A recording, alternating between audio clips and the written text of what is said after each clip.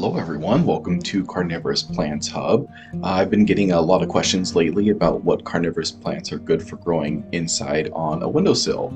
So I want to take some time today to talk about 3 different carnivorous plants, none of which are going to be the Venus flytrap, that are great for growing indoors year-round next to a window or on a windowsill. Also go over some basic care instructions for these plants so that you have the knowledge in your back pocket to keep these healthy year-round. It's important to note that we will not need to talk about the D word much today with any of these plants. The D word is the cause for the death of so many carnivorous plants. That word is dormancy. None of these carnivorous plants today that we're going to talk about require any type of winter dormancy and can be grown in a consistent environment year-round. So we can all kind of celebrate that we are not going to have any dormancy required. I also wanted to mention real quick that I will be linking all the plants that we discussed today in the description that you can grow indoors and on windowsills. I also wanted to mention that when you are checking out with California Carnivores, you can get 10% off your entire order of carnivorous plants when you enter CP Hub at checkout. Alright, keep in mind that these carnivorous plants are in no particular order, but without further ado, let's go ahead and talk about the first carnivorous plant today. We're going to talk about the Pinguicula, or Ping for short, or they're known as the Mexican butterworts. Pings are actually one of my favorite carnivorous plants. They're one of my favorite to grow. They're really easy to grow and can be put on a windowsill all year long. They do come in different colors, but are typically more of a greenish color, but will also sprout some really beautiful colored flowers. They produce a sticky coating on the outside of their leaves, and they're extremely efficient in catching gnats and fruit flies. When people ask me if a Venus flytrap is good for catching gnats, I always reply with a no and say that you got to get one of these pings because they're so much more efficient for catching gnats and fruit flies. Pings do not need any type of winter dormancy, but they will go into what's called a succulent stage in the wintertime.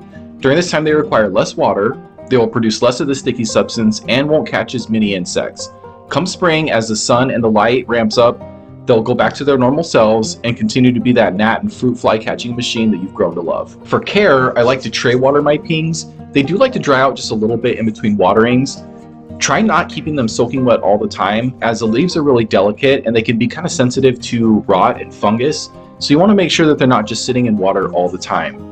Watering always, like any other plants, kind of depends on the temperatures and the weather, but I like to go maybe a week or so after the tray dries out in the wintertime, and maybe 2 or 3 days after the tray dries out in the summertime.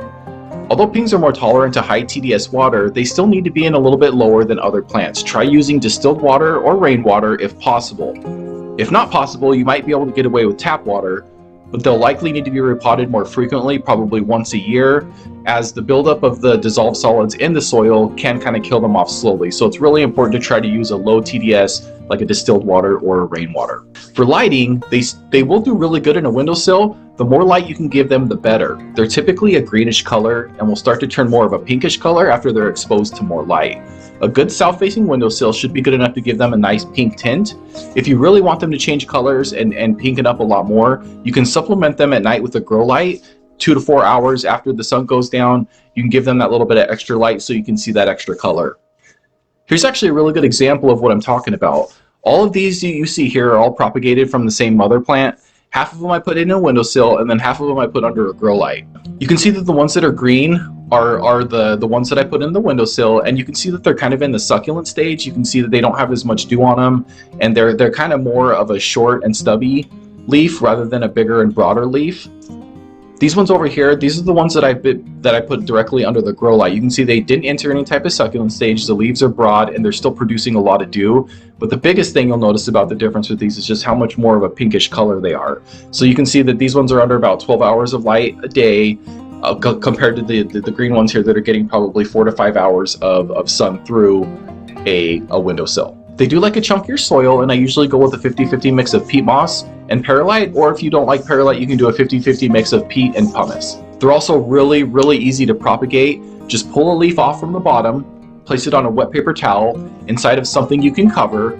Over the span of a few weeks, it will start to grow its tiny little baby pings out of the bigger leaf, And then you can easily just move those into their own substrate once they get a little bit of a root system. And they're really easy. It's really simple. It's almost they never fail. So it's really fun if you have some kids or something and they want to watch new baby plants grow. They're super easy to propagate. And if you want to see more of that process, I do have a video in the description that talks about how easy it is for you to propagate the pings. Real quick before we jump into the next amazing carnivorous plant for your windowsill, I just wanted to kind of show you real quick how you can get your hands on these plants. Check this out. I'm super pumped about teaming up with California Carnivorous. They're one of the most experienced and knowledgeable carnivorous plant nurseries in the entire world. They have a massive selection year-round of all types of carnivorous plants. There will definitely be something in their nursery you fall in love with. On top of that, they've also been generous enough to offer my viewers an exclusive 10% discount on their order when they enter CP Hub at checkout. That's CP Hub. Head on over and pick out yourself a new carnivorous plant to add to your collection. You know you deserve it. Let's go ahead and get back to the video. All right, thank you so much for listening to that. I really appreciate it. The next plant that we're going to talk about is the Nepenthes ventricosa or ventrata, and it's also known as the tropical pitcher plant. Nepenthes are actually really truly a wondrous carnivorous plant. They create these really large pitchers for insects to fall inside. The pitchers will typically contain a liquid that's a mix of water and the digestive enzymes that it produces so that it can help break the insect down. They actually slowly digest the insects over time to help the plant grow big and strong and produce more of these large insect catching pitchers. One of the most popular Nepenthes ventricosa hybrids is Nepenthes ventrata. Most of mine personally are ventratas. They're also the type of Nepenthes you'll typically find like in a garden center local to you. They're great Nepenthes for beginner growers to start with. They're a mix between a ventricosa and an alata, which is a hybrid of a highland and a lowland species. This gives them really tolerant characteristics and can be grown in conditions that are less than tropical. They're pretty easy to grow even indoors and prefer indirect light from a windowsill rather than being outside in full sun. Too much sun or light and these plants will crisp right up, so it's really important for you to kind of keep an eye on them. For care, I do not tray water these plants. I typically water them from the top. Nepenthes do not like sitting in water all the time and are subject to root and crown rot pretty easily. So try not to leave them in a tray of water all the time. They do like to dry out a little bit between waterings. I water my Nepenthes probably once a week. I wait until that top layer of sphagnum moss is mostly dry before adding more water. Like pings, Nepenthes are pretty tolerant of water, but I still recommend using rain or distilled water if possible. If you use tap water, there's a good chance that over time they could also die from the dissolved solids in the water, but you just may want to repot them more frequently, maybe like once a year if you are using tap water. Nepenthes will grow like crazy, but sometimes can be really stubborn with producing pitchers. If they aren't producing pitchers, it's likely that they need a little more light and possibly a tiny bit more humidity. Right now mine aren't producing many pitchers because we're in the dead of winter where I live, so I'm really excited for spring to come so they can get a little more light, and hopefully when the humidity jumps up just a little bit naturally, they'll start really producing pitchers again. Like I said, they do prefer a little bit higher humidity, so I recommend putting them in an area where they will get access to a little more humidity in your home. Sometimes above a sink, in a kitchen, or even in a bathroom can typically give them a little bit more natural humidity. The exposure to that humidity will definitely help them grow faster and produce bigger and stronger pitchers. I have had a lot of success growing them in lower humidity, but the problem is they don't seem to produce a lot of pitchers when the humidity is really super low. And keep in mind that no dormancy is required for these plants. They're a true tropical plant and will grow year-round in the same conditions. Growth will slow a bit in the wintertime, if you have a wintertime, if the light and heat are reduced. But will definitely pick up again in spring when both of those things increase. Right, real quick before we move on to the next plant, I just wanted to thank you so much for being here. I really appreciate it. I really want to start my own carnivorous plant nursery someday, so you being here is really helping me achieve that goal. If you could pour some water on my like button and maybe subscribe to my channel, those things can really help me on my journey. I can't tell you how much I appreciate you being here. I thank you so much. So I'll stop babbling and let's go ahead and get on to the last plant here. All right, let's move on to the Cape Sundew or Drosera capensis. The Cape Sundew really is one of the most stunning carnivorous plants, and from a looks perspective, maybe one of the most exotic looking. When you have it sitting in a windowsill, the way that the sun comes in the morning and hits the Cape Sundew is really truly amazing and breathtaking. You really don't understand it unless you're actually looking at one in a windowsill in the morning. Even a lot of the video that I take here just really doesn't do it a lot of justice.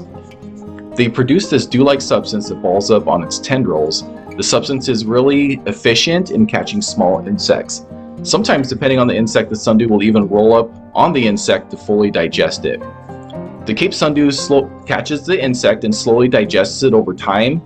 These can catch an entire horde of gnats and fruit flies, and will even pull in the occasional housefly. The beauty of a Cape sundew is truly amazing on a windowsill. It's hard for me to really even put it into words. It's just something that you would have to see for yourself. When it comes to care, they do need a little bit more light than the other two carnivorous plants that we already talked about today. They should be in a really good south-facing windowsill and get at least a minimum of 6 hours of direct window light a day. I did try putting these in an east-facing windowsill one time. They got about 4 hours of morning sun, and it just wasn't enough. They really needed that extra couple hours to really produce the dew and grow really strong. It may be necessary to supplement with some type of grow light if your windowsill doesn't give the plant around that 6 hours a day that it needs. They should have a minimum of 6 hours, but really can tolerate up to 6 to 12 hours. So the more sun you can get them, the better. Watering is actually super simple. You want to use distilled or rainwater and keep that tray full. These like to be in water all the time. If you let them dry out, you'll notice the production in dew will stop or really slow down. Keeping them in good light with lots of water will keep them super dewy, and as a result will keep them as a gnat and fruit fly killing machine. Like pings, they do like a chunkier soil. A good mix of 50-50 peat and perlite or peat and pumice should be great. Cape sundews are known as the weeds of the carnivorous plants. They're actually really easy to propagate from seed. You can let them flower and they will self-pollinate.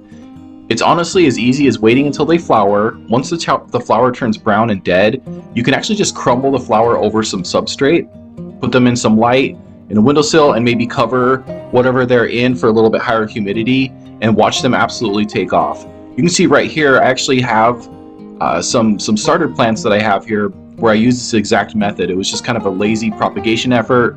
I grabbed the flowers, I crunched them up, I put them over the substrate, and then a few months later you can see what I have here, some really healthy looking starter plants of these Cape sundews. Well, I really hope that you found a carnivorous plant here that you're excited to put in your windowsill. Remember that if you enjoyed this video, pour some water on that like button, subscribe to my channel. All that stuff really helps my channel grow. All these plants are linked in the description. Make sure and use that code CPHub to get 10% off. And thank you so much again for being here. I really appreciate you. I cannot wait to catch you guys in my next video. Bye.